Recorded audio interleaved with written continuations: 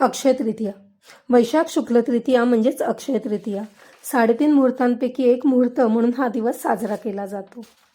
अक्षय म्हणजे ज्याचा कधीही क्षय होत नाही असा हा दिवस अत्यंत पवित्र मानला जातो.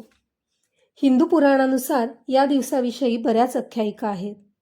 भगवान विष्णूंनी पृथ्वीवर आपला 6वा परशुराम अवतार घेतला तो याच दिवशी. त्यामुळेच हा दिवस परशुराम जयंती म्हणून देखील साजरा केला जातो. परशुराम हे ऋषी जमदग्नी आणि रेणुका यांचे पुत्र होत. याच दिवशी भगीरथाने गंगा नदी पृथ्वीवर आणायला सांगितली होती. या दिवशी गंगेत स्नान केल्याने विशेष फायदा होतो असेही मानले जाते.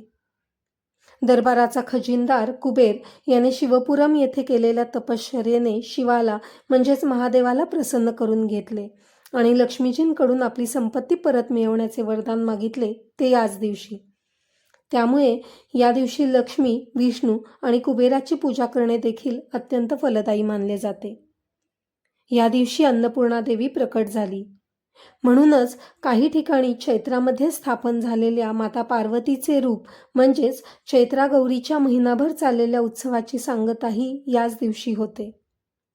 या दिवशी आपले घर धनधान्याने भरून राहावे यासाठी अन्नपूर्णा देवीची पूजाही करतात. गणपतीने महर्षी वेदव्यास यांच्या सांगण्यावरून याच दिवशी महाभारत लिहिण्यास सुरुवात केली. या दिवशी महाभारतातील युधिष्ठिराला अक्षयपात्र प्राप्त झाले होते. या अक्षयपात्राचे वैशिष्ट्य म्हणजे त्यातून अन्न कधीच संपत नाही. याच पात्राद्वारे युधिष्ठिर आपल्या राज्यातील गरीब आणि भुकेल्या लोकांना अन्नदान करत असे. म्हणूनच या दिवशी केलेल्या दानाचे पुण्यही अक्षय मानले जाते.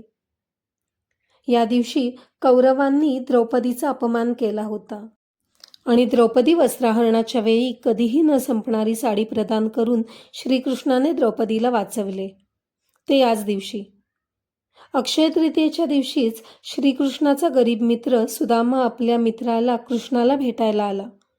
आपल्या जवळील असलेले मुठभर अन्नदान त्याने श्रीकृष्णाच्या चरणी अर्पण केले आणि श्रीकृष्णांनी त्याचे दारिद्र्य दूर करून त्याला परिपूर्ण केले. तेव्हापासून अक्षय तृतीयेला केलेल्या दानाचे महत्त्व अधिकच वाढले आहे. अक्षय तृतीयेपासून 4 धाम मानल्या जाणाऱ्या बद्रीनाथ, केदारनाथ, गंगोत्री आणि यमुनोत्रीची द्वारे खुली केली जातात. अशा अनेक गोष्टींनी या दिवसाला विशेष महत्त्व प्राप्त झाले आहे. अशा या पवित्र दिवशी कोणताही नवीन व्यवसाय सुरू करणे, गृहप्रवेश करणे, नवीन खरेदी करणे अत्यंत शुभ मानले जाते. या दिवशी उन्हाळ्यात येणारे आंबे, चिंच देवाला प्रसाद म्हणून अर्पण केले जातात आणि वर्षभर पीक आणि पावसासाठी देवाकडे आशीर्वाद मागितले जातात. हा दिवस सोने किंवा चांदी खरेदीसाठी अत्यंत उत्तम मानला जातो. या दिवशी अन्न, वस्त्र आणि पितरांच्या नावाने दान करणे पुण्याचे काम मानले जाते.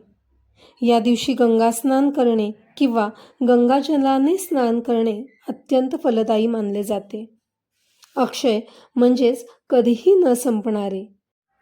म्हणूनच या दिवशी केलेल्या दान, हवन, जप किंवा खरेदीचे फळ अखंड राहते अशी मान्यता आहे. धन्यवाद.